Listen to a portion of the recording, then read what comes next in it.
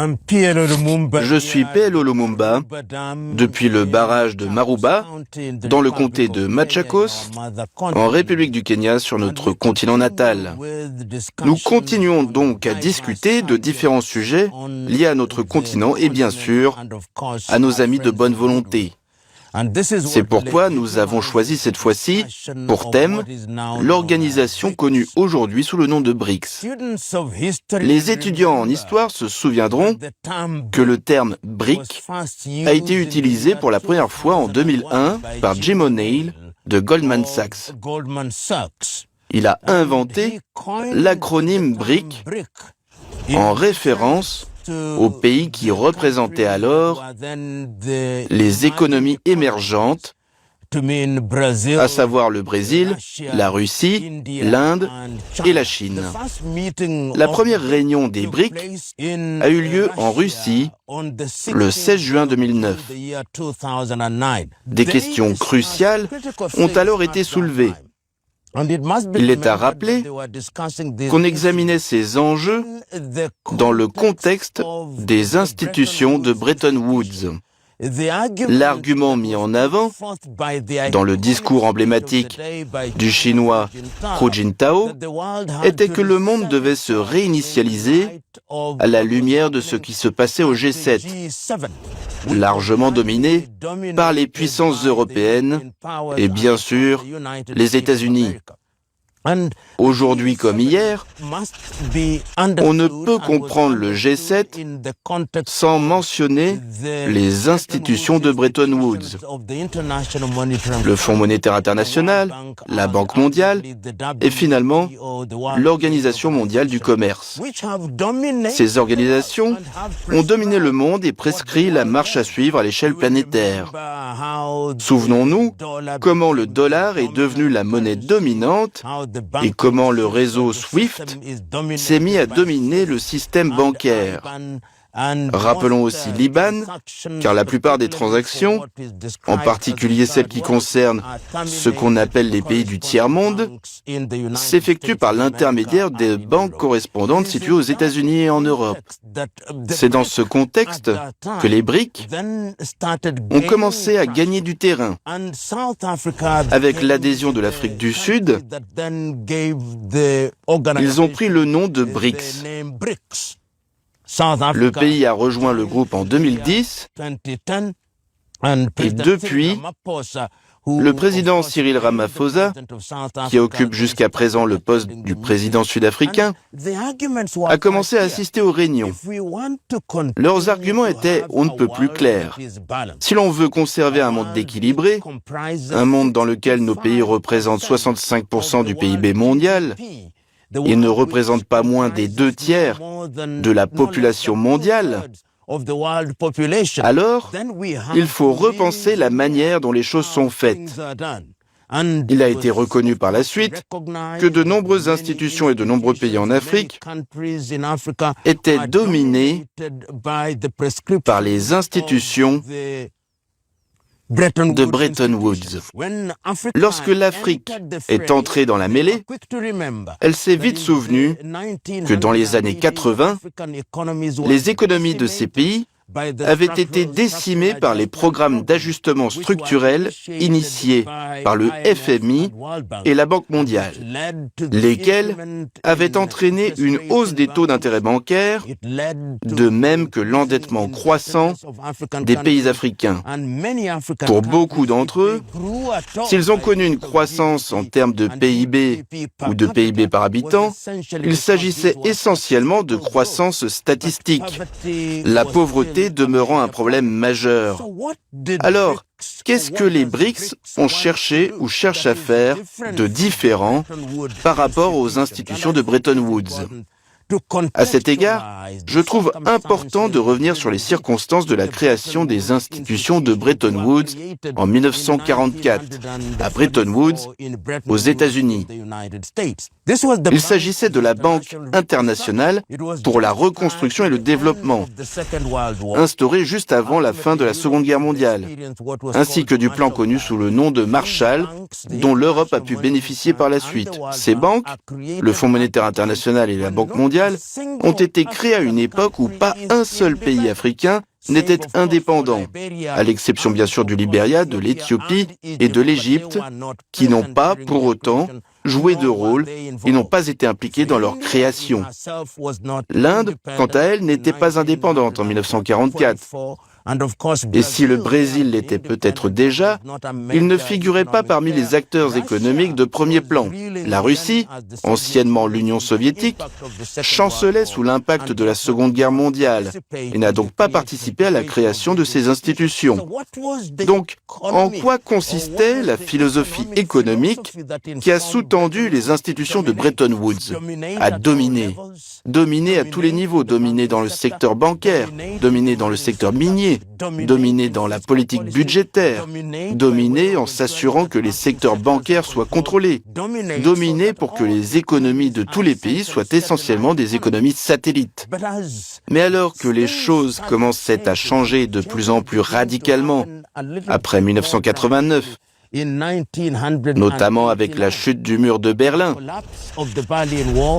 et le changement de dynamique dans ce qu'on appelait alors et qu'on appelle jusqu'à nos jours les pays du Sud, de nouvelles économies ont commencé à émerger, jusqu'alors considérées comme à la traîne.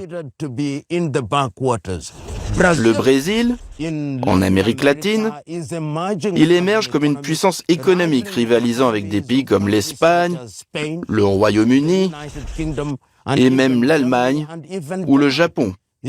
Il produit, il apporte de la valeur ajoutée et n'est plus sous le contrôle des institutions de Bretton Woods, devenant un pays phare dans cette partie du monde.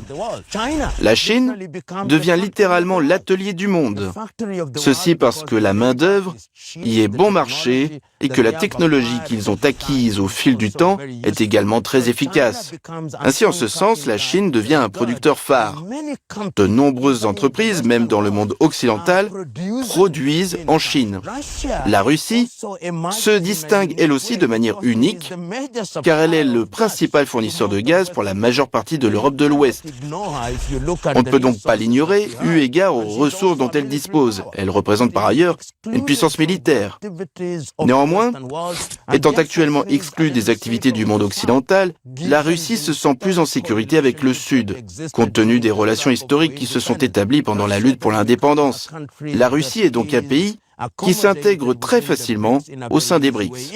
L'Inde est un autre pays unique, avec une population de 1,4 milliard d'habitants et une technologie avancée, que ce soit dans le secteur textile, dans les domaines d'innovation et d'invention, et même dans des secteurs tels que l'intelligence artificielle. Elle n'est pas loin derrière la Chine. L'Afrique du Sud est devenue par la force des choses une des grandes économies africaines, un peu plus élaborée que les autres, ce qui lui a permis d'adhérer aux BRICS, ne serait-ce que pour représenter le continent africain. Les BRICS appellent ainsi à réorganiser nos économies. Demandons-nous, qu'allons-nous faire de la dette qui nous accable? Comment allons-nous garantir que les relations soient axées sur le développement afin de bien utiliser notre technologie pour améliorer les infrastructures? Qu'allons-nous faire pour garantir que les pays producteurs de minerais apportent de la valeur ajoutée à ces ressources? Qu'allons-nous faire pour garantir que l'agriculture se développe indépendamment de l'Europe occidentale et des États-Unis? Qu'allons-nous faire pour remplacer le FMI et la Banque mondiale parasites, ainsi que les règles de l'OMC qui sont dictées par l'Europe occidentale et évidemment par les États-Unis? C'est cela qui nous fait nous tourner vers les BRICS. Il est d'ailleurs remarquable qu'après toutes ces années d'existence, on ait vu ces derniers temps un bon nombre de pays déclarer « Nous rejoignons les BRICS parce que nous estimons que leur programme économique correspond à la nature et au statut de nos économies ».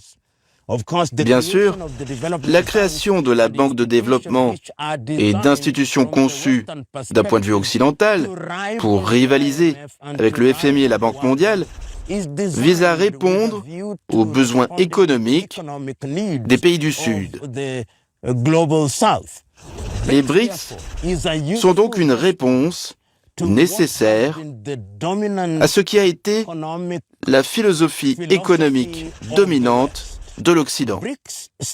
Il se distingue comme un organisme qui reconnaît qu'il ne peut y avoir une voie unique pour les économies du Sud, que les voies adoptées par ce qui se passe par exemple en Chine, ce qui se passe en Russie, ce qui se passe en Inde, ce qui se passe au Brésil ou ce qui se passe en Afrique du Sud ne conviennent pas forcément à d'autres pays du Sud.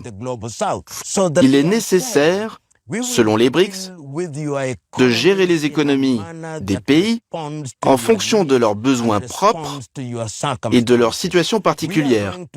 Ils aspirent à faire en sorte que les pays ne soient pas accablés par des prêts ni par des subventions qui sapent de manière considérable en réalité la capacité à se développer.